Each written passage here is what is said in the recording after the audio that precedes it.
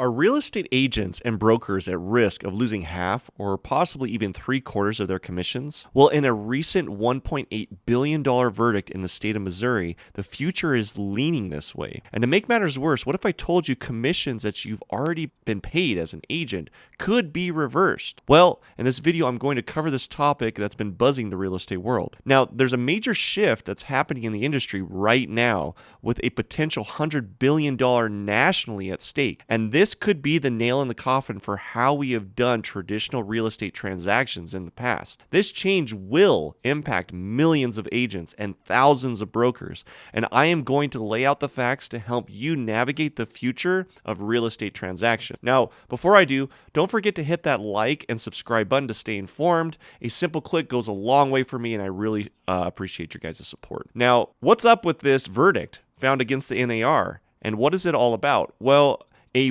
$1.8 billion jury verdict was awarded in the state of Missouri, and although it will likely be appealed, it seems that home buyers are siding with the verdict. So why did this court case happen?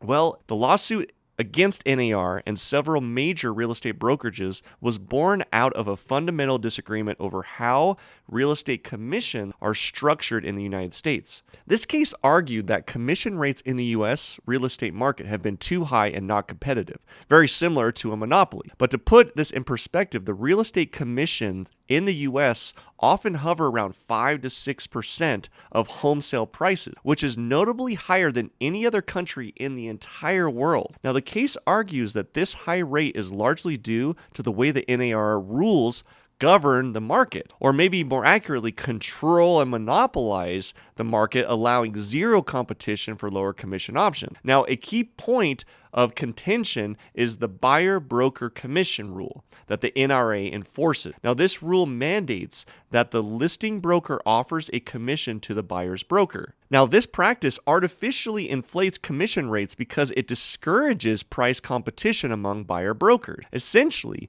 they claim that this leads to a sort of fixed pricing in the market where buyers and sellers have very little room to negotiate lower commission. And on the other side of the ring, the NAR defends its rules as essential for maintaining a competitive and transparent market. Now, the NAR argues that their guidelines help create a level playing field, especially for smaller brokerages competing against larger firms. They assert that without these rules, the real estate market could become a more difficult place for new brokers, potentially harming consumers.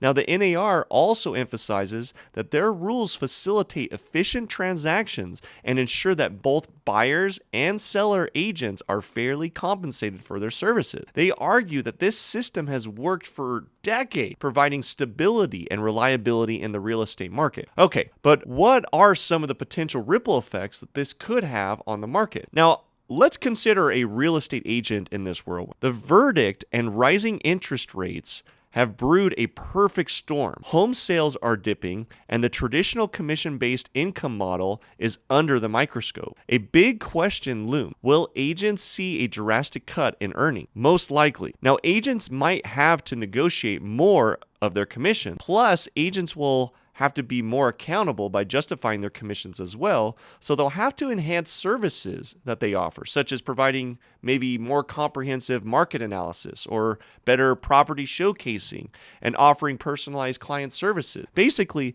this could force agents to put more focus on the buyer and utilize technology to make themselves more efficient. Now, let's switch perspectives to the buyers. If the norms shift, a buyer will have to pay their agents directly, or that could be a potential. And we might see a new trend where buyers go solo just to save the dollars. With how much everything is becoming automated now, this seems to be a likely route. This do-it-yourself approach could reshape the buyer-agent relationship, possibly making agents an endangered species in the real estate ecosystem. So how could tech play a larger role in this? Well, here's where this gets interesting. Technology could be the major ally in reshaping the real estate commission system, and this might just be the silver lining. With digital platforms platforms offering more transparency, buyers and sellers are becoming savvier. It's easier than ever to handle paperwork involved in buying and selling a home. This technology revolution could democratize information, making the real estate market more accessible and less intimidating for average buyers and sellers. So how else can we better understand these pivotal changes? Well, we have to look at local market. Real estate, much like politics, is very local, from a state and even city and county level. Different areas might react differently to these changes. Take New York, for example. The real estate board in New York has already tweaked its rules to enhance transparency. This could be a glimpse into the future where local markets adapt uniquely, creating a mosaic of real estate practices across the country. Now remember, in real estate, everything is negotiable. Despite the legal drama, agents and clients still have the power to negotiate commission, although the NAR likes to lock them up and make it seem like this is something non-negotiable. This flexibility could be the new industry's saving grace, allowing it to blend without breaking under the legal weight and economic pressures. So the negotiation game might be more a commonplace than ever before. Now, let's flip the script. Some argue that the NAR's rule ensure a level playing field where smaller brokerages can compete with the bigger fish. Without these rules, could we see a real estate monopoly where only the giants survive? This is a valid concern, highlighting the need for a balanced approach in reshaping the industry. So what lies ahead? Peering into the future, one thing is very clear. Change is inevitable.